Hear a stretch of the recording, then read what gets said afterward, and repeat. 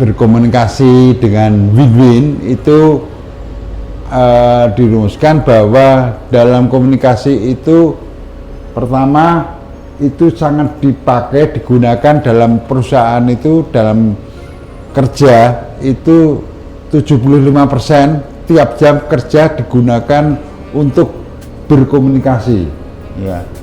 Kalau kita di perusahaan hanya diem aja, tidak berkembang ya, statis, tidak dinamis. Dicoba aja kalau kita langsung datang dari rumah ke kantor terus hanya duduk di meja aja ya, tidak ada greget, tidak ada semangat. Di dalam pekerjaan itu harus dilakukan interaksi komunikasi antar teman ya. Di samping hal ini juga satu penyebab atau problematik yang besar di dalam perusahaan adalah kurangnya komunikasi atau komunikasinya tidak benar. Nah, ini hal-hal yang sering kita jalani dalam kehidupan kita. Maka mencoba setiap datang dari rumah di kantor kita berinteraksi, berajak komunikasi dengan teman-teman ya. Oke, kabari produk apa yang kita jual.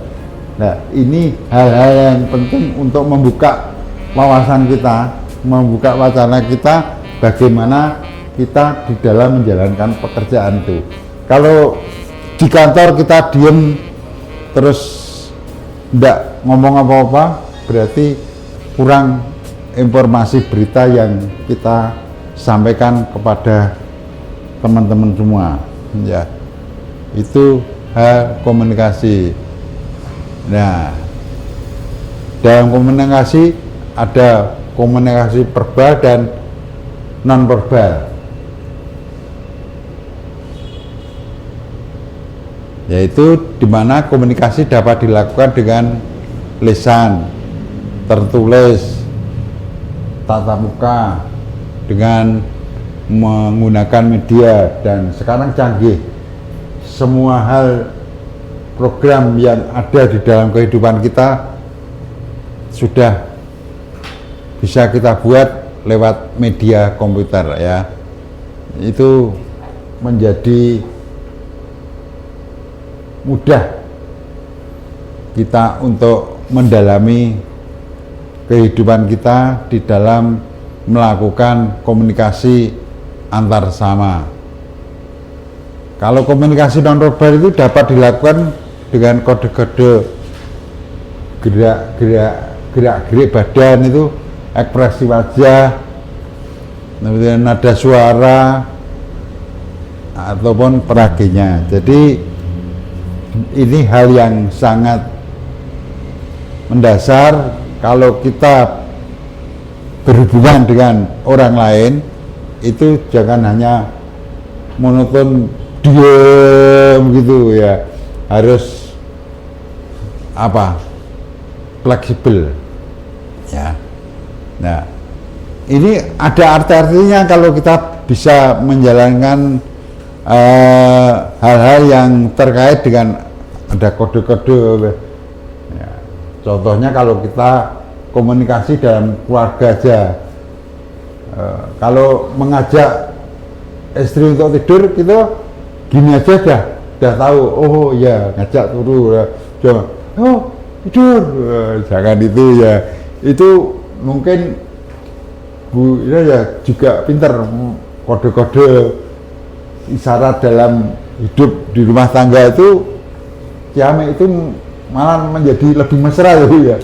Ya itu, ataupun ekspresi wajah kalau melihat Bu Indah gini ya detail kelihatan ekspresi wajah itu menunjukkan sesuatu yang menggembirakan di dalam kehidupannya, gerakan badan, nada suaranya, wah, duh, kok mesra banget kita menjalin gitu.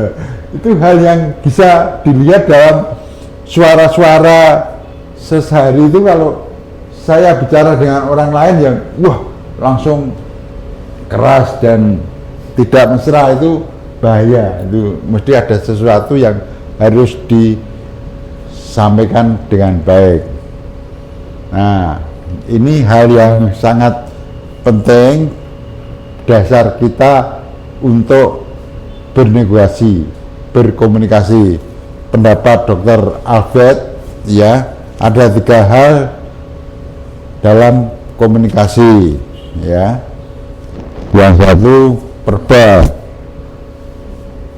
dengan kata-kata, ya.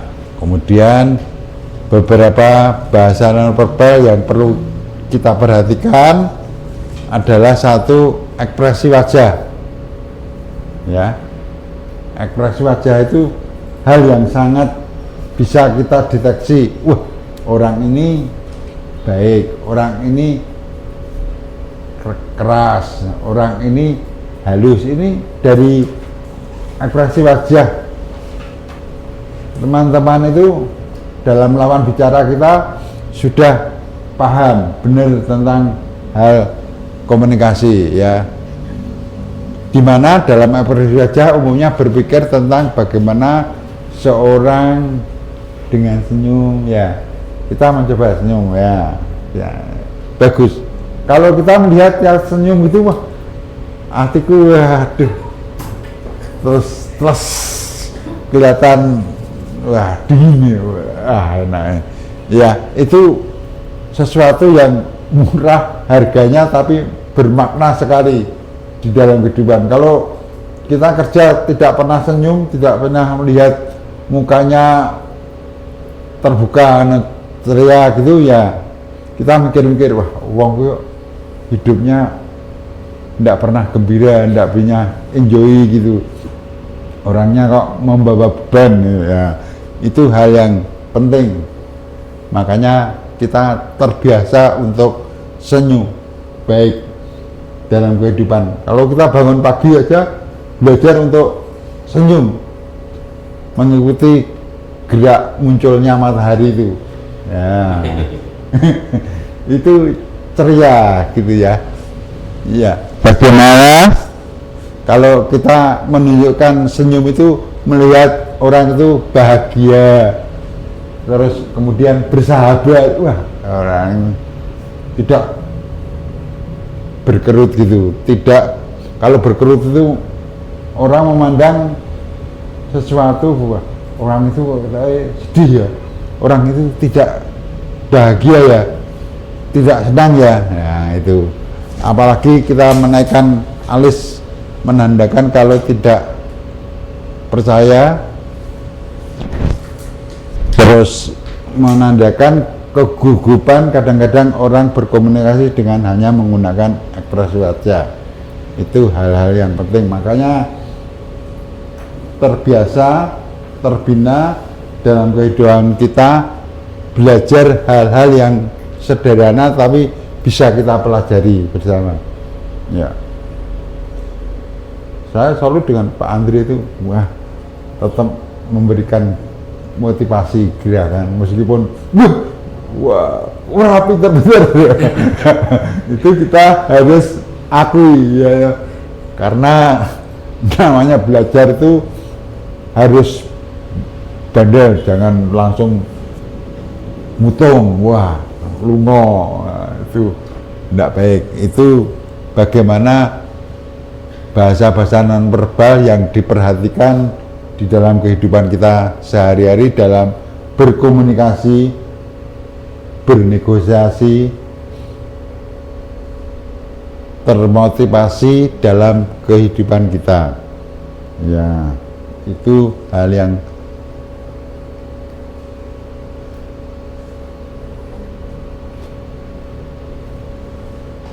ini hal yang perlu kita pelajari dalam kita belajar untuk memperdalam cara-cara komunikasi, bernegosiasi. Itu ada strategi win-win, ya. ada 4 bentuk berinteraksi atau paradigma dalam komunikasi win-win, yaitu pertama, kalau kita gambar ini adalah misalkan ya kotak.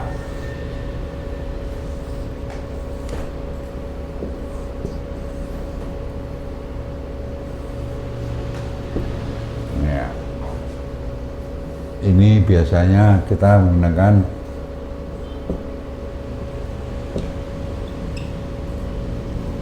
win-win ya. Bagaimana dalam wilayah ini, kuadran ini menyatakan bahwa kedua belah pihak punya pikiran yang senang-senang. Ini biasanya situasi dan kondisi gini menguntungkan dari kedua belah pihak ya. Makanya kalau kita bernegosiasi, carilah hal-hal yang menjadi apa, karakternya orang itu tidak terbeban, orang itu loss, terbuka. Di sini juga terbuka, ini win-win ya.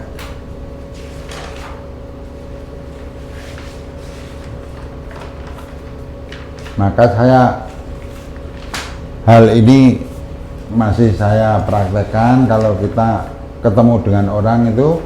Pertama kali saya mencoba untuk mengenalkan dari hal-hal yang mereka senangi, hal-hal yang mereka punya hobi itu, dan kadang-kadang kita melihat dari sesuatu yang pas dia enjoy, pas dia tidak sibuk, pas dia tidak sangat penting sekali di perusahaan itu.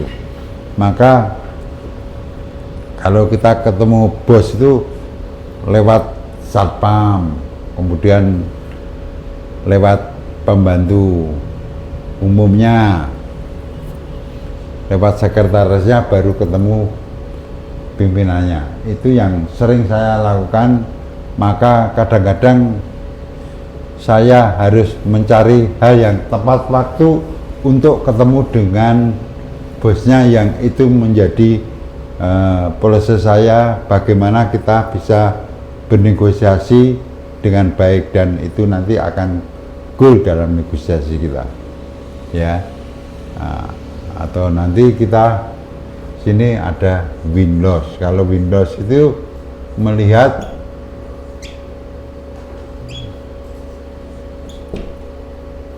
sesuatu yang melihat dari kebutuhan dan keinginan masing-masing dalam proses negosiasi. Dia senang, tapi kok ini juga loss ya, jadi kalah ya. Kita menang, ini kalah. Nah, apa hal-hal yang terkait dengan itu ya.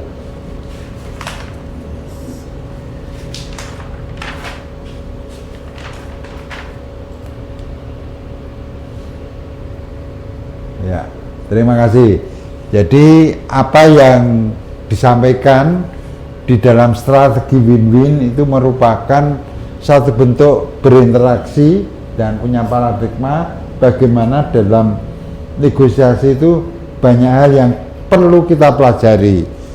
Ada 4 karakter dalam negosiasi, yaitu melihat orangnya itu senang atau susah, sedih, itu dilihat dari 4 bentuk interaksi di dalam bernegosiasi. Karena prakteknya kalau kita negosiasi yang satu loss itu nanti kurang efektif. Tapi bagaimana dalam negosiasi itu win-win solution, jadi dimana mereka senang, kita yang berajak komunikasi itu juga senang ya. Itu hal yang sangat penting sekali di dalam praktek bernegosiasi. Mungkin ada pertanyaan hal ini?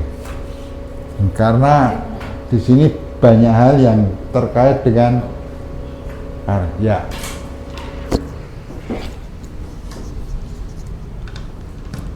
Ya, terima kasih kesempatannya. Ini boleh bertanya ya Pak Pur ya? Boleh. Ya, baik. Bertanya apa saja. Baik. Pak Pur, untuk paradigma komunikasi ya Pak Pur ya, hasil ya berarti paradigma hasil dari komunikasi dan negosiasi itu kan ada win-win ya Pak ya. Nah, apakah win-win yang menang-menang itu artinya adalah cuman sebatas senang dan senang, atau win-win itu bisa diartikan adalah tujuan dari pihak yang satu dan pihak yang lainnya itu sama-sama terpenuhi, meskipun kayak misalnya kita sebagai pihak A dan B, misalnya win-win A, B, misalnya pihak A menawarkan sesuatu yang sebetulnya pihak B itu tidak bisa terima, tapi pihak B mau menurunkan standarnya agar terjadi sebuah kesepakatan.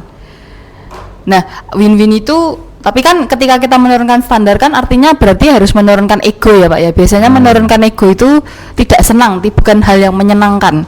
Nah, apakah paradigma dari win-win itu hanya sebatas sama-sama senang atau sama-sama tujuannya bisa saling terpenuhi? Begitu Pak Pur pertanyaan dari saya. Terima kasih Pak Pur.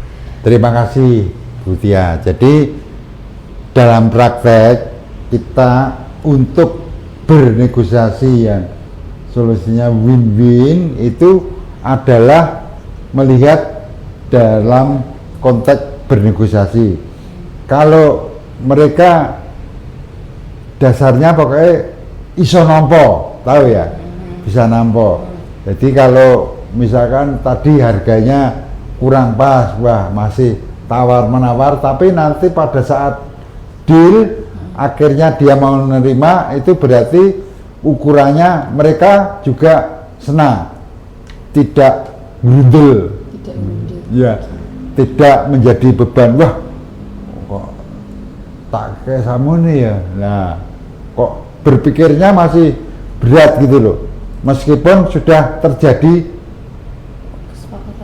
kesepakatan di dalam barang itu, misalkan akhirnya dia juga dalam arti kurang seneng, masih terbeban dengan pikiran, meskipun dalam pelaksanaan sudah disampaikan hal-hal yang terkait dengan barang yang tadi dinegosiasikan ya. Itu juga sering terjadi kalau kita jual beli barang itu, kadang-kadang setelah selesai masih berpikir ya itu. Tapi dalam konteks ini adalah sudah ukurannya win-win karena sudah diserahkan dan diterima dengan baik. Nah, belakangan hal ini menjadi pemikiran dari penjual maupun pembeli sama-sama. Wah, kok sakmono tak ora tak tawar meneh apa ora tak lepas lah. Itu menjadi pemikiran yang kurang pas dalam negosiasi.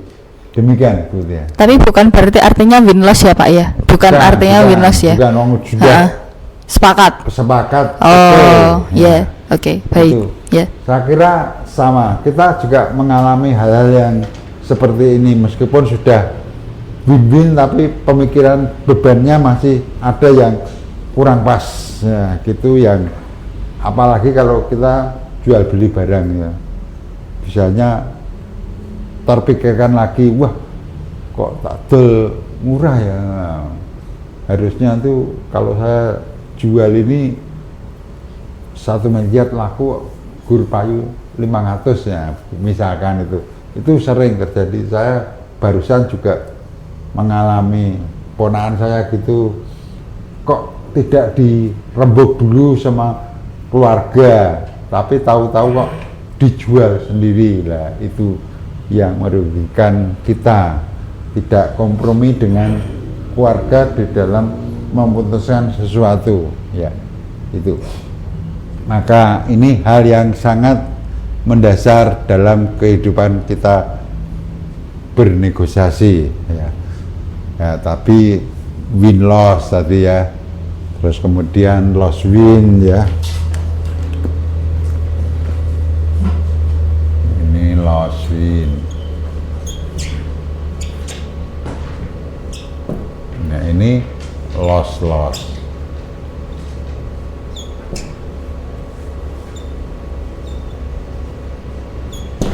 Ya, ini hal-hal yang sangat mendasar dalam praktek bernegosiasi. Ada paradigma yang terbagi dalam 4 paradigma, yaitu win-win, loss win, win-loss, loss-loss. Nah, kadang-kadang kalau kita bisa mengerjakan dalam pembicaraan kita adalah misalkan yang loss ya.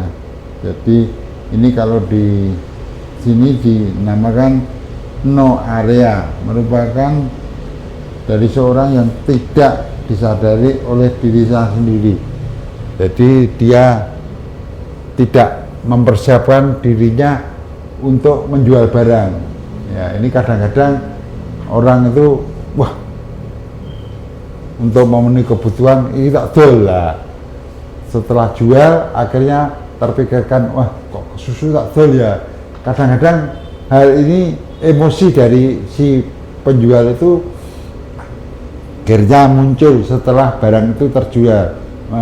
Wis piye om, karena saya punya keperluan yang mendesak, barang itu harus saya jual untuk memenuhi kebutuhan kita.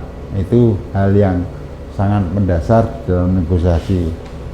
Apalagi kalau loss win itu hal-hal yang terbiasa melihat situasi dan kondisi suasana pada saat kehidupan itu ada masalah yang sangat prioritas yang itu harus dipentingkan di dalam kehidupan kita. Ya.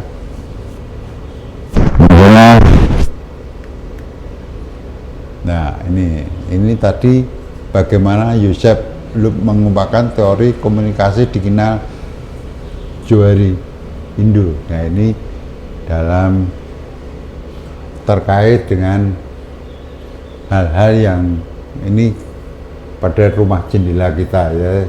Kita melihat dari bagaimana situasi keluarga pada saat itu ya. Ini bisa melihat dari karakter dari masing-masing orang ya. Makanya kalau kita sebagai pemasaran itu harusnya jiwanya harus low profile ya, tidak punya beban. Dia masih ada urusan problematik dalam rumah tangga, misalkan urusannya dengan suami istri ya, terbelenggu dengan hal-hal yang menjadi keperluan keluarga, akhirnya dibawa dia ke kantor. Nah, kalau menjadikan hal itu tidak dilepas dulu, perkaranya yang di rumah itu nanti akan menjadi beban tanggung jawab kita di dalam pekerjaan itu. Maka hal ini sangat menjadi kunci bagi kesuksesan kita sebagai pekerja yang solid dan motivasinya benar-benar fokus pada pekerjaan, meninggalkan pekerjaan yang di rumah. Kita harus lakukan hal-hal yang menjadi tanggung jawab kita di dalam pekerjaan, itu menjadi orang yang sukses. Pak, boleh bertanya dulu sebelum pindah itu Pak? Ya. Sebentar. Itu kan diterangkan Joseph Loeb itu membuat Johari Window ya, konsep Johari Window. Nah, ini saya belum paham open area tadi tulisannya mengenai keberadaan itu seseorang yang diketahui orang lain, dinyatakan pada orang lain. Mungkin bisa dijelaskan sama ini blind area informasi yang tidak diketahui oleh diri sendiri namun diketahui oleh orang. Nah itu paham saya. Yang atas itu Ya, saya belum paham maksudnya itu gimana itu, Pak? open area dalam arti dia itu juga tahu, orang lain juga tahu. Misalkan Itu berarti keterangan mengenai keterangan mengenai keberadaan seseorang diketahui orang lain dan dinyatakan pada orang lain. Misalkan, tahu nggak Pak? Misalkan saya umurnya berapa itu tidak saya rahasiakan, toh. Mesti Bapak juga sudah tahu karena dari KTP pun mengetahui, oh ini misalnya. Kemudian hal-hal yang dianggap itu hal yang rahasia. Kalau saya bacakan di sini, misalkan ini keterangannya merupakan pernyataan diri atau keterangan mengenai keberadaan seseorang yang diketahui atau dinyatakan kepada orang lain. Misalnya jenis kelamin, kan Anda sudah tahu kan. Oke, mungkin saya mau menyampaikan penangkapan saya ya.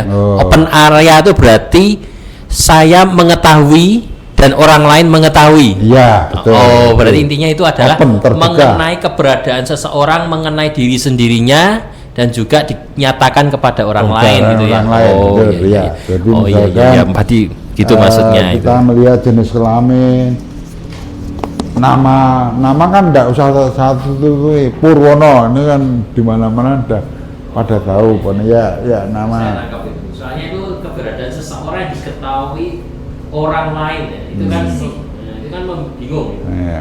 Dan dinyatakan orang lain lagi. Harusnya diri sendiri tahu, orang lain pun tahu. Ya. Area gitu. Ya betul. Agama, kemudian pendidikan, ya, kesenangan, kadang-kadang hal ini bisa dideteksi. Wah, Bu Indah sukanya bakso, kan kelihatan gitu. Hal-hal yang terkait dengan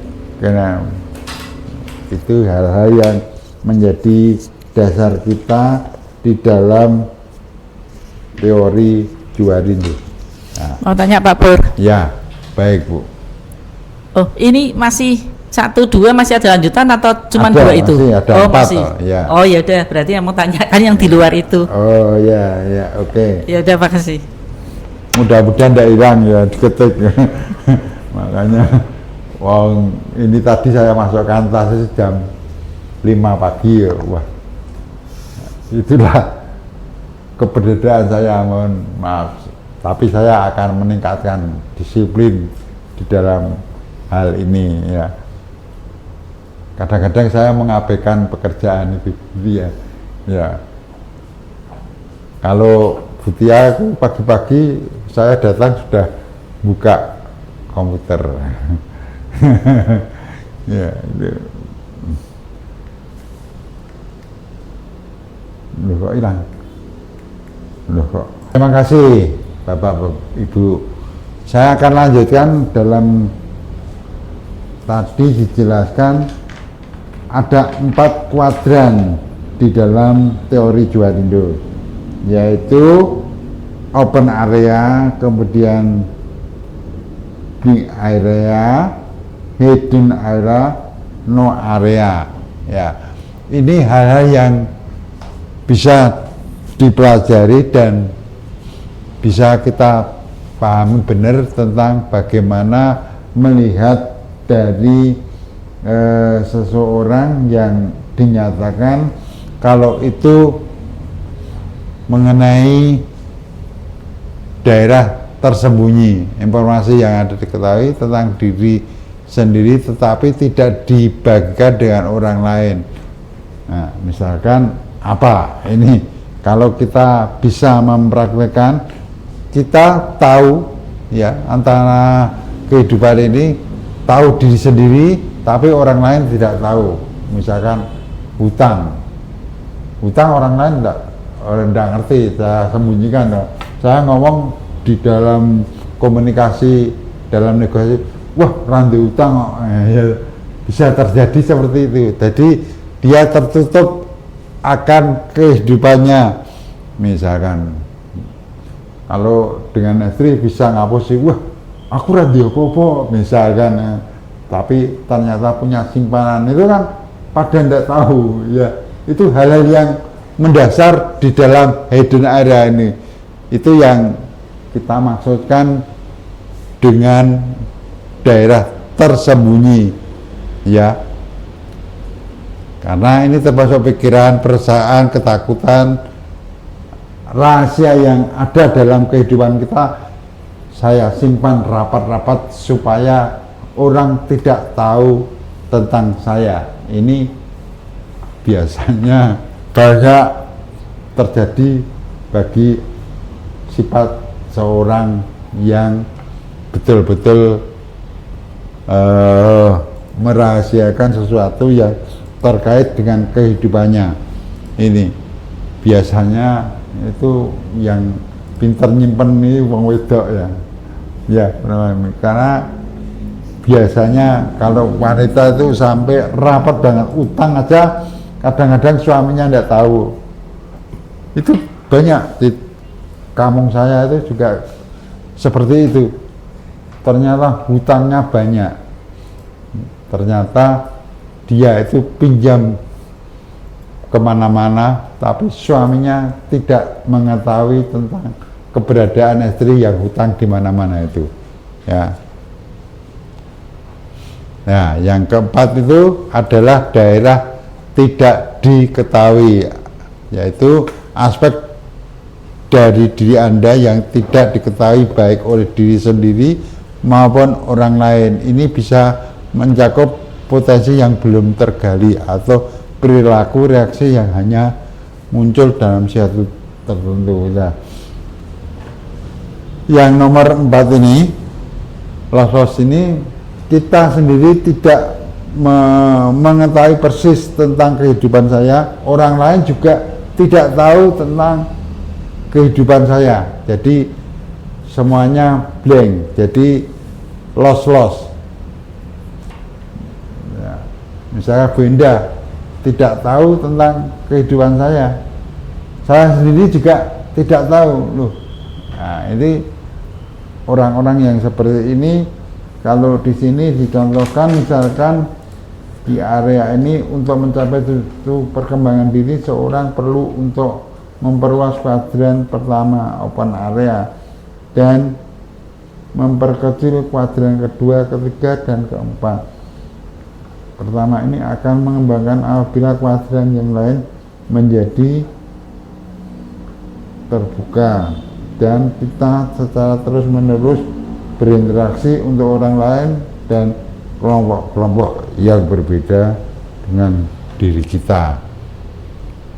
Demikian Ibu-ibu. Jadi Ibu Bapak, apa yang disampaikan dalam kuadran keempat ini benar-benar tidak diketahui oleh sesama rekan kita maupun dari diri kita sendiri.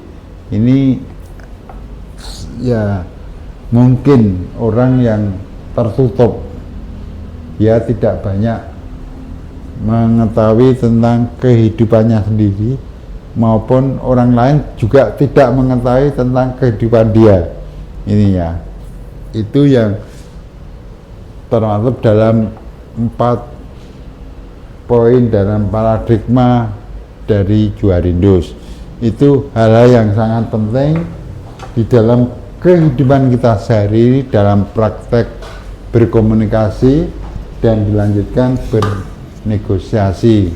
Itu masih bisa nanti kita lanjutkan setelah saya perbaiki tentang pengetikannya. Demikian Bapak Ibu, terima kasih. Mungkin Pak Andi. Ya, saya mau tanya itu Pak Pur ya. Itu Johari window tadi yang terangkan Johari window ada 4 ya. Ya. Itu Johari window itu apakah juga nyambung dengan win-win, win-loss dan loss-loss dan win-loss-win itu? Itu Johari window juga atau bukan yang win-win? Lain. Oh.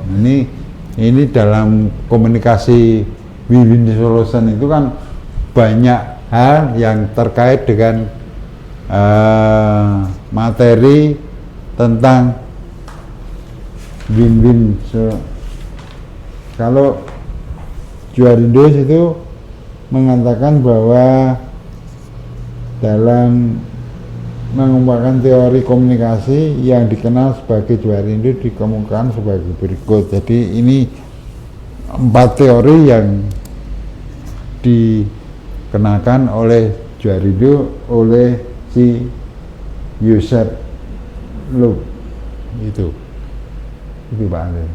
Jadi ada pendapat-pendapat yang lain yang itu menjadi seperti nanti kelanjutannya menurut Eric Berne itu ada 3 karakter ya ego itu ada parent ego, adult ego, child ego, ya child itu. Jadi itu ada 3 sifat yang sering kita jumpai dalam kehidupan kita sehari-hari. Kebapak-bapakan kalau melihat kita adalah seperti anaknya, itu kan ada yang sering terjadi. Kalau komunikasi dengan bapaknya itu seringnya ngandani, wah ini ya, itu hal yang menjadi dasar. Atau ada orang yang sudah kelihatan menguasai materi yang disampaikan, jadi sifatnya dewasa. Tapi juga ada yang cair, kekanak-kanakan, yang orangnya sering manja, pengen sering disanjung, ya itu hal-hal yang terkait dengan kepribadian seseorang dalam kita bercengkerama atau berkomunikasi terkait dengan hal itu. Pak Pur, saya mau bertanya.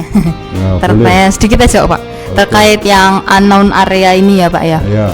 Unknown area yang dari Johari Windo ya Pak ya, daerah tidak diketahui. Nah, ini pemahaman saya ya Pak, semua orang ketika masih belum kenal ya Pak ya, misalnya kan saya belum pernah ketemu sama Pak Pur gitu kan, berarti saya tuh cuman tahu informasi Pak Pur itu kalau saya lihat itu adalah laki-laki. Kalau saya lihat dari mata saya ya Pak ya, saya lihat dari mata saya Pak Pur itu adalah laki-laki menggunakan kacamata, usianya sudah mungkin di atas 50, itu kan informasi yang saya miliki gitu ya Pak ya, tapi belum saya konfirmasi.